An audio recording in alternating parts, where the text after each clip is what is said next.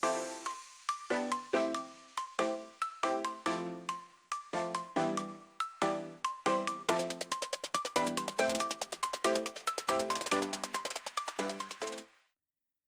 guys, welcome to A Million Things About Japan. I'm Machiko. In each episode, I would like to introduce things related to Japan. It can be Japanese food, culture, customs, and more. But something unique, something really Japanese, and hopefully something new to you. So please subscribe to the channel and find out what Japan has to offer. よろしくお願いします。Today, I would like to talk about onigiri. Do you know what it is? It is a simple rice ball and a type of Japanese soul food with over 2,000 years of history. Nowadays, together with sushi and ramen, onigiri has been getting very popular in other countries. So, I would like to introduce how just a rice ball onigiri transitioned from fast food to become popular worldwide. Here we go. As I mentioned, onigiri is a rice ball and commonly wrapped with nori, which is dried seaweed, and had some fillings inside. In Japanese, nigiru means to grasp, and because of the technique of making a rice ball, it was named onigiri with a polite o added at the beginning. Another way to call onigiri is omusubi. Musubu means to tie in Japanese, so people call it omusubi, wishing for the connection with people or good luck. But today, I would like to stick to using onigiri instead of omusubi. Japanese people started making and eating onigiri around the time rice cultivation was introduced from China over 2,000 years ago. Since then, onigiri has been a part of our daily Japanese life as a very convenient and useful food in response to the demands of the times. For example, onigiri was provided to samurai warriors during battles. People also traveled with a couple of onigiri, or farmers ate onigiri on their lunch break. Onigiri is easy to make, portable, and easy to eat. And of course, it is delicious. In Japan, wherever people gather for a meal, onigiri is always there. For example, potluck parties for ohanami or cherry blossom viewing, a birthday party, or some type of community meeting, we always have onigiri available.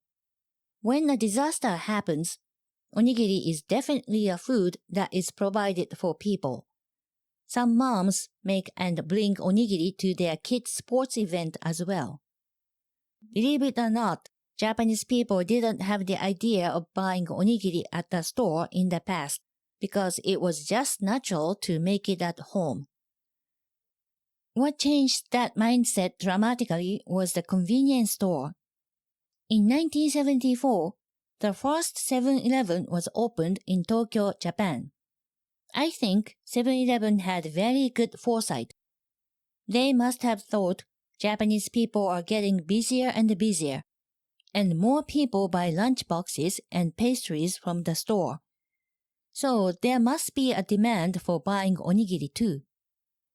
Onigiri were sold shortly after the first store opened. However, they were displayed in a small space next to the cashier and were barely noticed by customers. Their breakthrough was their film wrap packaging. In 1978, 7-Eleven started selling the onigiri with a wrap separating the rice and nori with a film.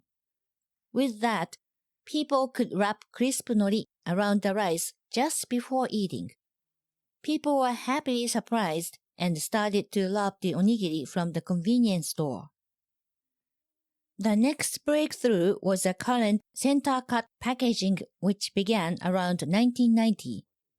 I kind of remember having the center-cut packaged onigiri for the first time, and I thought that was awesome. This made it even easier to enjoy the crisp nori texture when eating onigiri. We call that crisp texture pari-pari. On the other hand, There is nori with a different texture after absorbing moisture from the rice, and this is called shittori, which was pretty normal before. After the film wrapping was introduced, there was often discussion about which was preferred among Japanese people. It's hard to tell which is more popular, so you can find both types at convenience stores. If I had to choose one, I would choose pari-pari. However, shittori onigiri always reminds me of my mom's onigiri. During my high school days, my mom prepared my lunchbox and one extra onigiri every day. I had an early morning basketball practice before class began. There were 4 classes before lunchtime, so I usually ate that extra onigiri between second and third. The breaks between classes were short, so onigiri was easy to eat and filled my young stomach. There are many onigiri fillings and you can easily find them ranked by popularity online. I would like to start with the most popular traditional one, umeboshi. Umeboshi is a pickled plum and tastes sour or salty.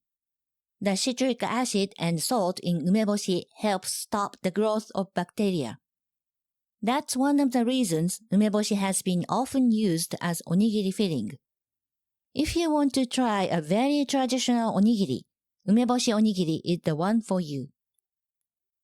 Another common filling is okaka or bonito flakes. It has a soy sauce flavor, so it has a very traditional Japanese taste. If you make okaka onigiri at home, you can mix okaka filling with rice before shaping. I like it, but I personally prefer kombu, which is Japanese kelp. Whenever I bit into my mom's onigiri and found kombu in it, I was so happy. Salmon, which is called sake in Japanese, is also a popular traditional filling. The salmon is grilled, and if you are looking for some protein, I recommend sake onigiri. I prefer mentaiko more than sake. Mentaiko is spicy cod roll, and it goes very well with rice. A non-traditional onigiri that has been very popular since it was first introduced by 7-Eleven in 1983 is tsunamayo, which is tuna and mayonnaise. This combination surprised many Japanese people. They were curious and maybe a bit suspicious, but tried them anyway. People were pleasantly surprised that they tasted good. In 2014, a new type of handmade onigiri called onigirazu sparked a new onigiri boom. Zu means not in Japanese, so onigirazu means not onigiri. What does that mean actually? The filling is sandwiched between nori and rice. Even with piping hot rice, it won't burn your hand, and you can put in plenty of fillings. It also looks very Instagrammable, and I think that is one of the reasons onigirazu became so popular. For me, regular onigiri is much easier to make, but if you want, you can create your own onigirazu at home. Recently, another onigiri boom has occurred not only in Japan, but in other countries too. It is the popularity of specialty onigiri shops. Onigiri Bongo, which is a long-established onigiri specialty shop founded in 1960, may be the most well-known. Onigiri Bongo has a counter where you can eat right in front of the onigiri chef, just like at the sushi restaurant, and their onigiri is big and fluffy with crisp nori. They have 55 different fillings, so Onigiri Bongo is one of the best places to try Japanese onigiri in Japan. Speaking of onigiri fillings, I heard an interesting story when I was a junior high school student. Many school sport clubs have practice matches against other schools on the weekend. Students bring lunches prepared by their parents. One day, a teacher noticed that most of the students brought very nicely made lunch boxes. However, one student did not. She only brought onigiri. They felt bad about this situation, so a rule was made. Only onigiri for lunch. One of my classmates understood the idea but didn't want to give up her regular lunchbox and only bring onigiri. So she decided to pack all the lunchbox items such as Japanese fried chicken, karaage, tamagoyaki, and sausages into one gigantic onigiri. When I heard this story, I thought it was very clever and funny. You may get the impression that fillings are important with onigiri, but the simplest onigiri, which is called shiomusubi, is also very popular. There are no fillings and no nori either. It is just a slightly salted rice ball, and that's the best way to enjoy the taste of rice, especially good quality rice. Some Japanese people believe that shiomusubi with freshly harvested rice is the best treat. Lastly, I want to introduce a well-known Japanese folk story called Omusubi Kororin. Kororin is an onomatopoeia for a rolling sound. The story goes like this. Once upon a time, there was an old man and an old woman living on a mountain. One day, the old man went out to cut a tree. The old woman made some onigiri for his lunch. He took a break and tried to eat onigiri, but accidentally dropped it and it started rolling down the mountain. The old man chased it. "Oh, my onigiri! Wait! Wait!" However, the onigiri dropped into a small hole in the ground. The old man heard joyful singing sounds coming from the hole. What is that? Let's drop another onigiri into the hole and see what happens. Again, he heard the singing voices. Eventually, he dropped all of his onigiri into the hole. He tried to see what was under the ground, and he fell into the hole. He was welcomed by a bunch of mice saying, "Thank you very much for delicious onigiri." This is a folk tale, so there are many versions of this story. Some say the mice treated the old man and gave him a gift box. The old man took the gift box home and it contained gold coins. It is an old folk tale, and the lesson may be to be generous.